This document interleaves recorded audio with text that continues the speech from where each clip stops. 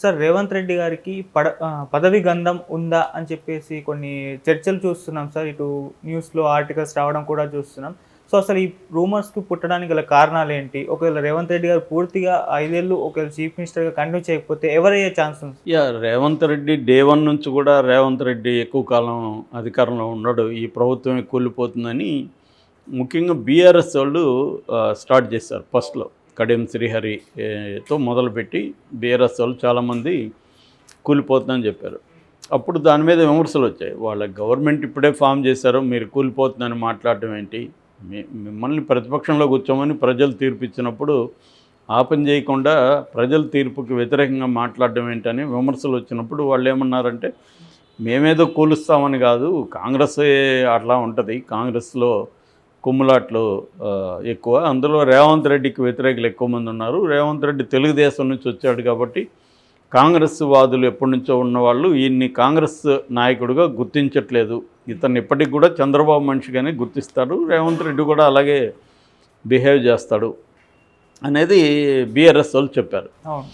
మామూలుగా అయితే రేవంత్ రెడ్డి ఎన్నికల దగ్గరకు వచ్చే కొద్దీ ఆయన్ని ఫోకస్ చేసింది కాంగ్రెస్ కూడా. పోస్టర్లలో కూడా రేవంత్ రెడ్డి, బట్టి విక్రమార్క వీళ్ళిద్దరూ వేశారు. ఇందులో ఒకరు ముఖ్యమంత్రి, ఒకరు ఉప ముఖ్యమంత్రి అన్నట్టుగా ప్రొజెక్ట్ అయింది.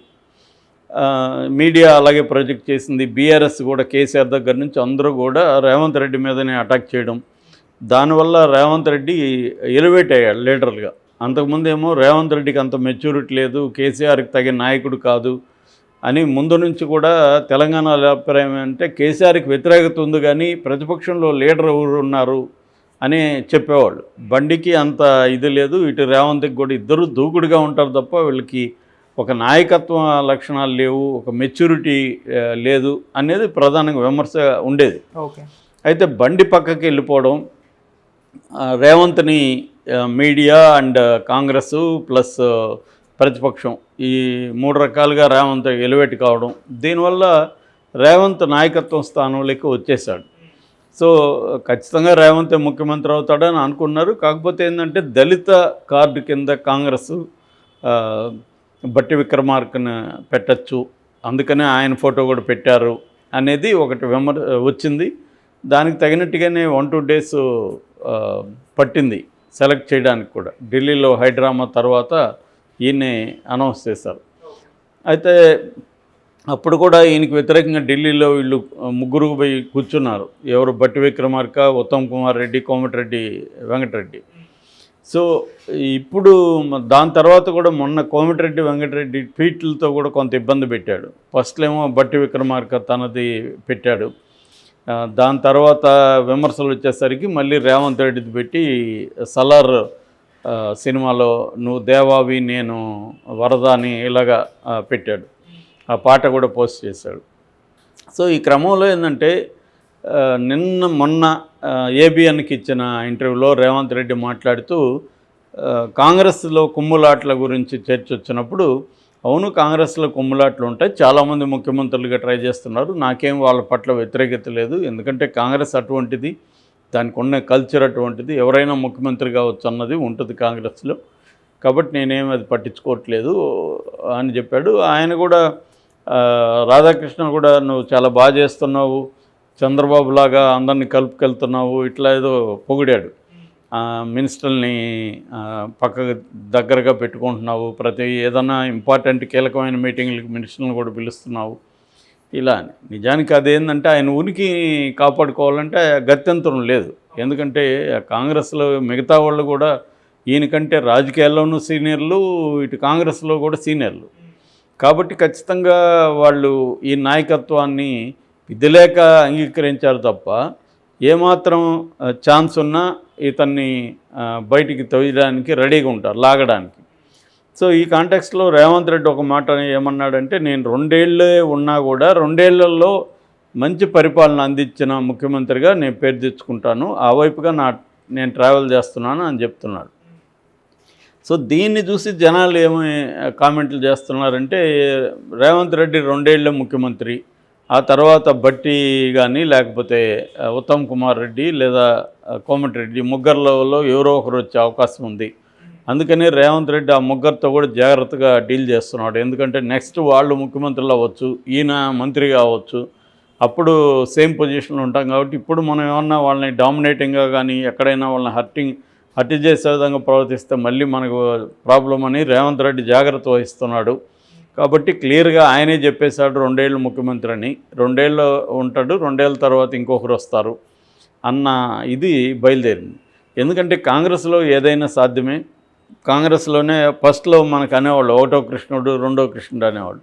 1 ఇయర్కి 2 ఏళ్ళు కూడా మార్చేస్తూ ఉండేవాళ్ళు. కాకపోతే ఏంటంటే గత కొంతకాలంగా వాళ్ళు ఇటు రాజస్థాన్లో కానీ మిగతా రాష్ట్రాల్లో కానీ ముఖ్యమంత్రుల్ని తరచుగా మార్చలేదు. అయితే ఇంకొక మాట వినబడేది ఏంటంటే ఇక్కడ కర్ణాటకలో 2.5 ఏళ్ళు సిద్ధరామయ్య ఉండి ఆ తర్వాత 2.5 ఏళ్ళు డీకే ఉండబోతున్నాడు, ఆ రకమైన ఒప్పందం అక్కడ కుదిరింది అనేది ఒకటి చెబుతున్నారు. అది కానీ జరిగితే ఇక్కడ కూడా అదే రిపీట్ అవుతుంది. ఇక్కడ కూడా వీళ్ళు డిమాండ్ చేస్తారు కదా, వెళ్ళి కాంగ్రెస్ లాగే మాకు కూడా ఇవ్వండి అని.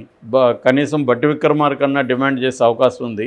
ఎందుకంటే ఆయన ఉప ముఖ్యమంత్రిగా ఉన్నాడు. ఈవెన్ ప్రజాభవన్లో కూడా ఇప్పుడు ఆయనే నివాసం ఉంటున్నాడు. ఆయన కూడా ఫోకస్ అవుతున్నాడు. మొన్న అసెంబ్లీలో కూడా ఆయన మాట్లాడిన పద్ధతి అంతా కూడా ఫోకస్ అయ్యాడు. సో ఆయన కూడా అగ్రెసివ్ మోడ్లోకి వస్తున్నాడు.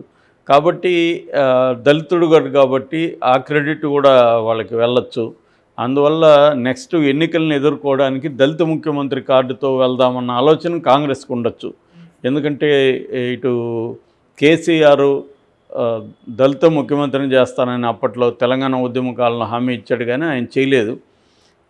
దాన్ని ఇప్పుడు వీళ్ళు నెరవేరుస్తున్నాం, మేము దళిత ముఖ్యమంత్రి కాబోయే ముఖ్యమంత్రి అన్నట్టుగా ప్రచారంలోకి తీసుకొస్తే వీళ్ళకి దళితులంతా కూడా ఏకమయ్యే అవకాశం ఉంది అనేది కాంగ్రెస్కు ఉండే స్ట్రాటజీ కావచ్చు. దాన్ని దృష్టిలో పెట్టుకునే రేవంత్ రెడ్డి ముందు జాగ్రత్తగా అది మాట్లాడాడు.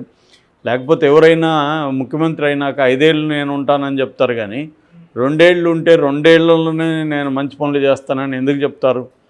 సో రేవంత్ రెడ్డికి ఆ క్లారిటీ ఉంది, నేను 2 ఏళ్ళు 2.5 ఏళ్ళు ఉంటాను, ఆ తర్వాత మోస్ట్లీ బట్టి ముఖ్యమంత్రి అయ్యే అవకాశం ఉందనేది రేవంత్ రెడ్డికి ఉండే అవగాహన. అందుకనే ఆయన అది బయట పెట్టాడని చెబుతున్నారు. ఏదేమైనా కాంగ్రెస్ వాళ్ళకి పరిస్థితులను బట్టి కాంగ్రెస్ కూడా మారాల్సిన అవసరం ఉంటుంది. ఇప్పుడు అది ముందే డిక్లేర్ చేయకపోవడం ప్రాబ్లం కాంగ్రెస్కి. ఇతను 5 ఏళ్ళు ఉంటాడు అని డిక్లేర్ చేస్తే ప్రజల్లో కూడా ఒక ఇది ఉంటుంది. అది చేయకపోతే ఏమవుతుందంటే ఇట్లాంటి స్పెక్యులేషన్స్ ప్రతిసారి వస్తుంటాయి. దాన్ని బీఆర్ఎస్ ఇంకా పెంచుతుంది. రేవంత్ రెడ్డిని ముఖ్యమంత్రిగా నువ్వు ఎన్ని రోజులు ఉంటావో చూసుకున్నట్టుగా. ఇప్పుడు ఆయనకి కూడా ఏమంటే ఒక రకమైన టెన్షన్ ఉంటుంది. 5 ఏళ్ళు ముఖ్యమంత్రిగా ఉంటాం అనుకున్నప్పుడు ప్రవర్తించే దీనికి 2 ఏళ్ళే ఉండే దీనికి తేడా ఉంటుంది. 2 ఏళ్ళే ఉంటే ఆయన చెప్పినట్టుగా ఏదో మంచి పేరు తెచ్చుకోవాలనే ఒక ఇది ఉంటుంది తప్ప నిజంగా ఒక 5 ఏళ్లలో ఏమేమి చేయొచ్చు, ఒక లాంగ్ టర్మ్ ప్లాన్ ఏంటి, షార్ట్ టర్ము లాంగ్ టర్మ్ 2 ఉండాలి ప్రభుత్వం అంటే. ఈ 2 రకాల చేయడానికి ఆయనకు కూడా ఇబ్బంది ఉంటుంది. ఎప్పుడు లాగేస్తారో తెలియకపోతే. మరి ఆ రకమైన ఏమన్నా ఒప్పందాలు ముందే జరిగాయా అనేది తెలీదు. సో ఇప్పుడు అది ప్రాబ్లం అవుతుంది రేవంత్ రెడ్డికి. అయితే రేవంత్ రెడ్డికి ఏంటంటే ఒక రకంగా రేవంత్ రెడ్డి స్థానం కొద్దిగా స్ట్రాంగ్ అవ్వాలంటే 2 విషయాల్లో ఆయన ప్రూవ్ చేసుకోవాల్సి ఉంటుంది. ఒకటి, ఇప్పుడు వచ్చే లోక్సభ మార్చిలో ఎన్నికలు అంటున్నారు. ఆ మార్చిలో కానీ లోక్సభ ఎన్నికలు జరిగితే కనీసం 17లో 10 సీట్లు గెలిచి ఇవ్వాల్సి ఉంటుంది కాంగ్రెస్కి. అది అంటున్నాడు, నేను మొత్తం సీట్లు గెలిపించిస్తానని. But it's not that easy. ఎందుకంటే గ్రేటర్ హైదరాబాద్లో మనం చూసాము, ఒకే ఒక చోట కూడా కాంగ్రెస్ ఎమ్మెల్యే గెలవలేదు. అంటే ఇప్పటికి కూడా బీఆర్ఎస్ పట్ల సీమాంధ్రుల్లోకి, ముఖ్యంగా గ్రేట్ సిటీలో ఉన్న అర్బన్ ఓటర్స్కి బీఆర్ఎస్ పట్ల ఉన్న మంచి అభిప్రాయం కాంగ్రెస్ పట్ల లేదు. అది ఇప్పుడే పోయే అవకాశం కూడా లేదు. రెండోది ఏంటంటే లోక్సభ ఎన్నికలు స్థానిక ఇష్యూల చుట్టూ జరగవు. ప్రధానంగా నేషనల్ లెవెల్లో, అది కూడా నాయకత్వ పరంగా మోడీ వర్సెస్ రాహుల్ అన్న కంటెస్ట్లో జరుగుతుంది. అది అలా జరిగినప్పుడు మోడీకి ఉండే ఇమేజ్ ముందు రాహుల్ నిలబడడం కష్టమైపోతుంది.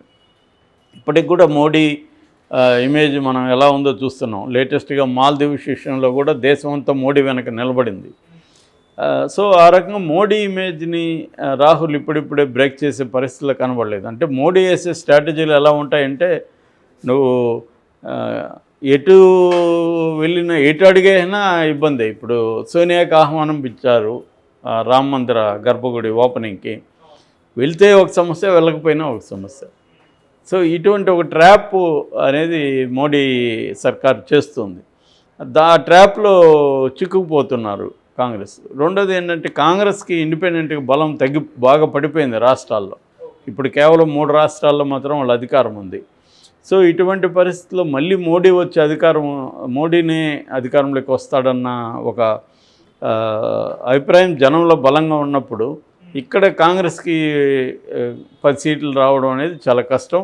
సో ఆ రకంగా రేవంత్ రెడ్డికి ఆ ప్రాబ్లం ఉంది. రెండో ప్రాబ్లం, ఈ పథకాలు 6 గ్యారంటీలు కావచ్చు, ఇతర పథకాలు కావచ్చు, ఏ మేరకు అమలు చేయబోతున్నాడు అనేది చాలా ఇంపార్టెంట్. ఇప్పటివరకైతే జనం అంతా కూడా ఇదంతా డ్రామా నడుస్తుంది, అప్లికేషన్ల పేరుతో లేట్ చేసి ఈ లోపల కోడ్ వచ్చేస్తుంది, అది వీళ్ళ ప్లాను అనేది మాట్లాడుకుంటున్నారు. అది కాదు, నిజంగానే చేస్తాను అన్నప్పుడు చేసి చూపించడం అనేది వెరీ వెరీ రిస్కీ. ఎందుకంటే ఫస్ట్ ఆఫ్ ఆల్ ఖజానాలో డబ్బులు లేవు.